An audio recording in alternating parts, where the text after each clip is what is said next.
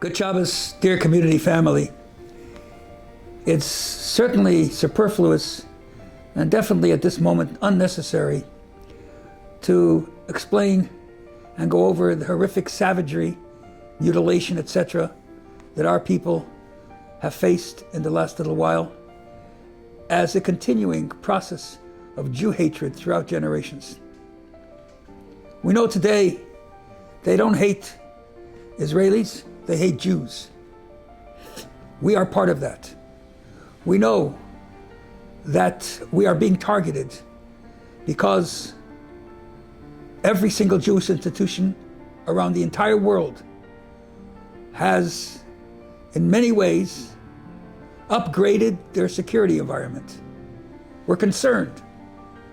The most common question that friends ask me and acquaintances, aren't you afraid? Aren't you afraid of what the future will be? Don't you think that, God forbid, something can happen? My response is, when you become afraid, you're already lost. That's what they want you to do, to be afraid. When you start taking off your yarmulke and Jewish signs because you're afraid to be a Jew publicly, you lost. They already have you under their control. That's the one thing we do not want them to have. When we talk about the Jewish people, unfortunately, we show them the Holocaust. Is that our qualification for staying alive, because they murder us? Because they torture us throughout generations? That's a reason not to be a Jew, not the reason to be a Jew. The reason to be a Jew is because we have something to offer. We are a unique nation. God chose us. We are a light unto the nations. The fire that's burning in each one of our bowels tells us you're a Jew. You can't escape it. And if you think you can hide and assimilate, you know it's not true. They've shown this to us in the past, and we know it today for a fact. So what do? In this Torah portion, we read 4 times where God promises Abraham, I'm going to give you the land 4,000 years ago. 4 times in this Torah portion of Lecha. He says, I will give it to you as a gift. I will give it to you as a conquest. I will give it to you as an inheritance. The land is ours, but that's not the issue. We are the issue. Most Jews in America don't know why they're Jewish. A mother called me last week actually, and she's crying on the phone. I say, what's troubling you? She says, I had the worst experience. My little girl, beautiful, little, intelligent, bright, extraordinary child, comes over to her mother and says, Mommy, so many people in the world don't like us. Why don't we just quit being Jewish? We'll do everything like we did till now. We'll live the same way, just we won't be Jewish. So the mother says to me, what should I answer her? I said, first of all, you don't have the answer to your own daughter on the most existential question she's asking you. Why should I be out there with a target on my back? To do what? Just to be Jewish? What am I as a Jew?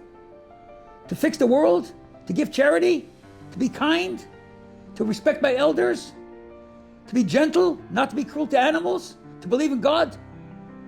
Non-Jews do that as well. That's their obligation. We have a special mission. They hate us because of our mission.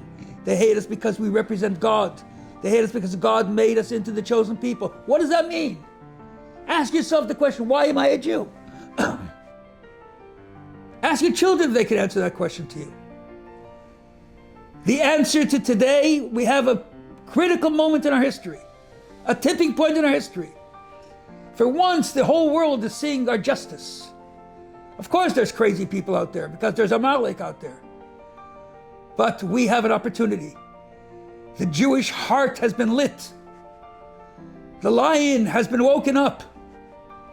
And now that it's woken up, what does it wake up to? Fear? Acquiescence? Compromise?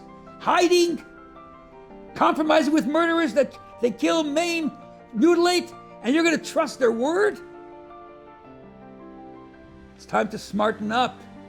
We have a whole history as a lesson to us.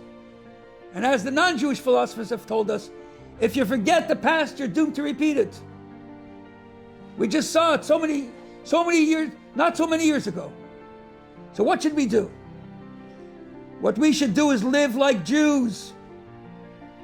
Put on your yarmulke, don't take it off. Put on tefillin every day. That's what makes us unique. Follow the guidebook of what God expects of us to be the chosen people and have the power to turn the fire that's within us into a light that lights up the nations and makes the world a better world. We are at a critical moment. We're paying a big price for being a Jew. Let's not squander it. We woke up, tell your children why they're Jewish.